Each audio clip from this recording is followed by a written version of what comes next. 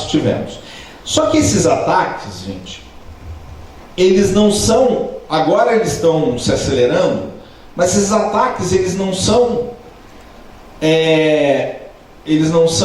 de vez em quando, tão claros. É como disse o nosso presidente Denilson, com aquela belíssima poesia, que tem várias versões dela, sobre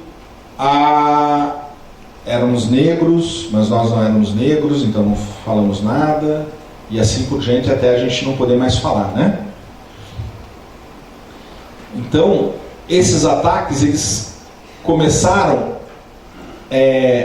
talvez com um partido ou um governo que eventualmente causou uma certa frustração para algumas pessoas, ou com um ou outro dirigente sindical ou um movimento social, como o MST ou outros que eventualmente uma ou outra pessoa não gostasse, mas o ataque era para um conceito. Um conceito. O conceito é destruir qualquer organização coletiva vinculada à classe trabalhadora. Esse é o conceito do ataque. Hoje ele está aparente e já tem uma reação de alguns setores que acho que ainda não acordaram muito bem para entender que fazem parte disso, que é o Poder Judiciário. Nós vimos um desembargador aqui dizendo, nós estamos sendo atacados. Vimos um Ministério Público que não falou na palestra dele, mas nos falou depois, que também estão sendo atacados, sem verbas e tal. Mas eles não percebem, talvez alguns percebam, de que eles fazem parte desse sistema de proteção coletiva à classe trabalhadora e por isso são desconstituídos. E o movimento sindical é o principal ente a ser atacado. E tem várias formas de nós atacarmos o movimento sindical e enfraquecê-lo. Primeiro, na cabeça das pessoas. Não é à toa que há 8 anos atrás, o Sandro passou aquela pesquisa, as pessoas diziam, os juízes diziam que tinham pouca confiança no movimento sindical. Agora, se essa pesquisa acontecesse, provavelmente os juízes de primeiro grau, o índice seria ainda maior do que era há 8 anos atrás. Então, primeiro é na cabeça das pessoas. Segundo, em algo, eu vou passar aqui mais rapidinho, voltando, né? Eu preciso me adaptar a isso aqui. Eu vou pular aqui algumas coisas, que eu ia falar de liberdade, mas não vou falar, porque não vai dar tempo, eu quero debater. Mas é o seguinte, depois em algo que é fundamental, é assim, nada estabelece limites tão rígidos à liberdade de uma pessoa quanto a falta de dinheiro. Quem que falou isso? Foi o velho Marx que falou isso? Não. Podia até ter sido, mas não foi. Quem falou isso foi o John Kennedy Calverts, uma coisa assim. Quem era ele? Era simplesmente o economista-chefe do John Kennedy, presidente dos Estados Unidos, adorado presidente americano. Então, um liberal clássico diz isso. O óbvio. Só o limite mais rígido à liberdade é a falta de dinheiro. Então não há como se falar em liberdade sem dinheiro no capitalismo, certo? Então qual é a primeira forma de ataque mais contundente? Cortar o dinheiro dos sindicatos, certo? Segunda forma de ataque extremamente contundente que está acontecendo agora: cortar as estruturas de defesa do sindicato, atacando os advogados do sindicato. Aonde? No dinheiro dos advogados, que é os honorários. Então,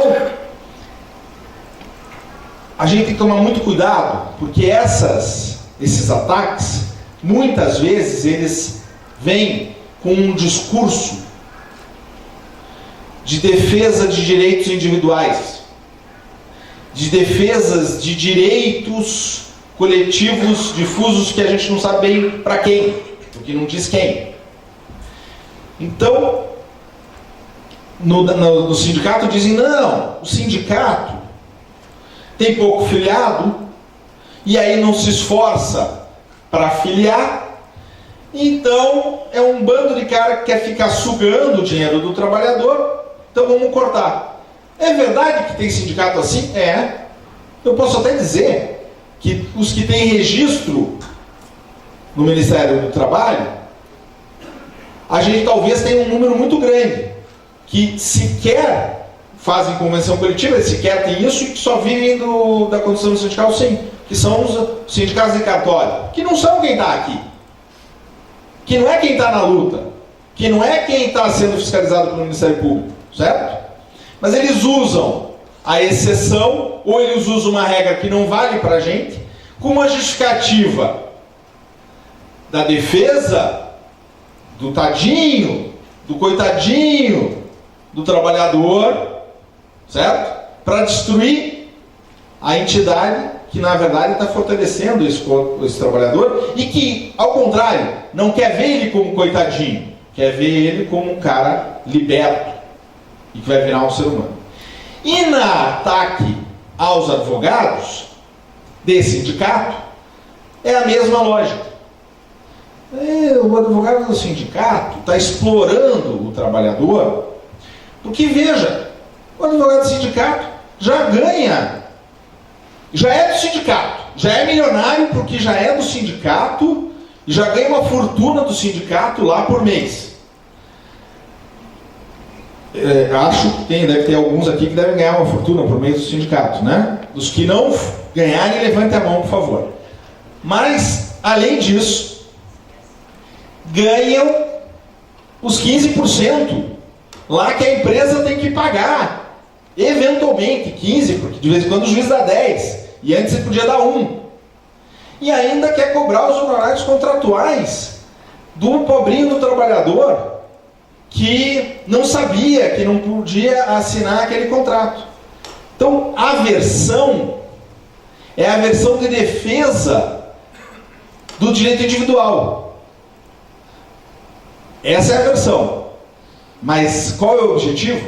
O objetivo é o seguinte: é de que você não tenha uma defesa, primeiro, de um advogado que tem um conceito coletivo. Um advogado que, quando chega o trabalhador, não permite que na ação individual do trabalhador peça a devolução do custeio sindical. Que quando conversa com o trabalhador na sua defesa, valoriza a entidade sindical. Quando chega, faz com que o trabalhador venha na entidade sindical a extensão da sua defesa. Primeiro é marginalizar esse advogado. Segundo, e aí o dirigente sindical. Segundo, é que o trabalhador não tenha assessoria do nível que ele merece. Vamos ser francos, o movimento sindical avançou em muitas coisas positivas nesse período e que desagrada.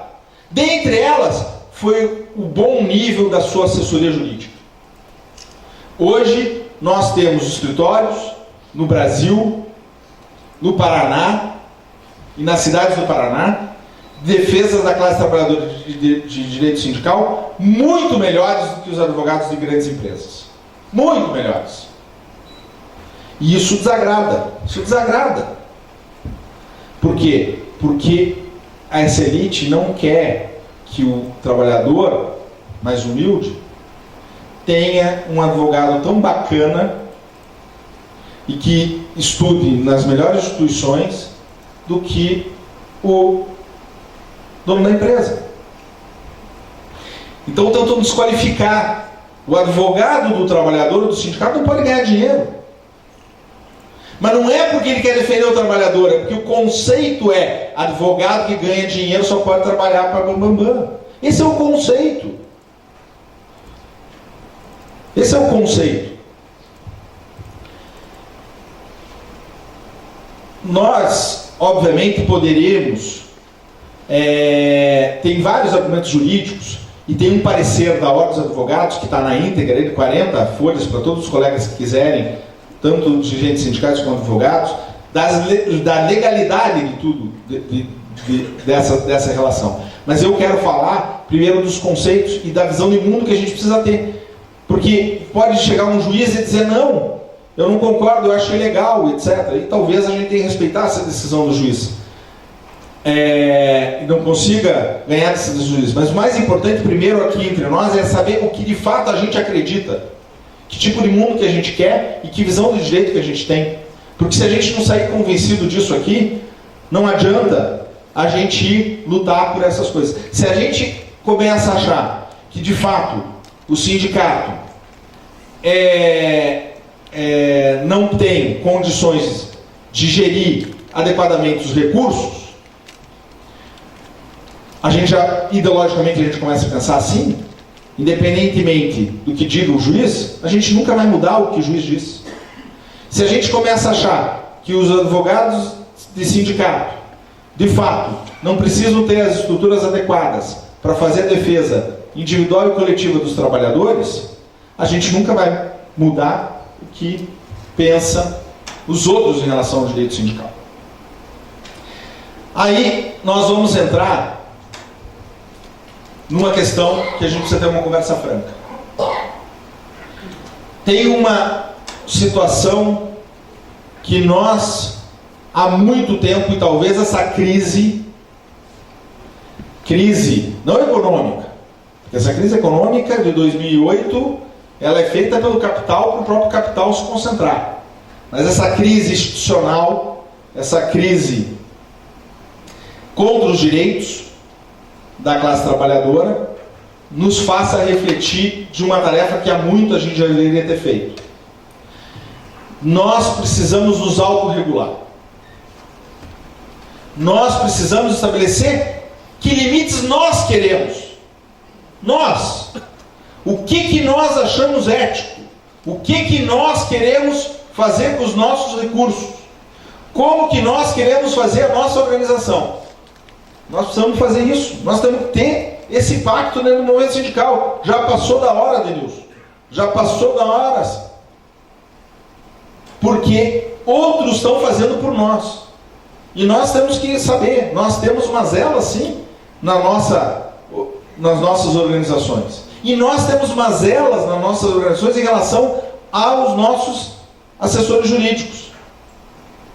Nós temos mazelas.